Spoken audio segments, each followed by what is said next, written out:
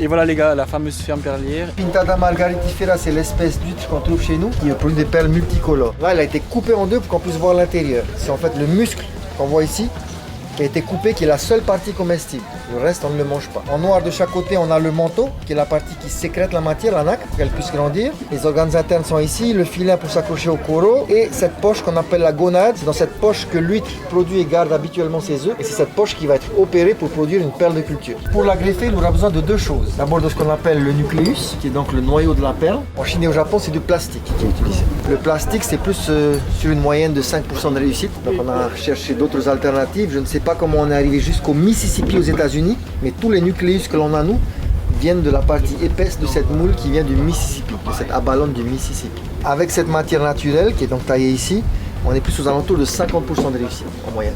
10 fois plus que le plastique, et je pense beaucoup plus glamour de savoir qu'on a un coquillage à l'intérieur plutôt qu'un bout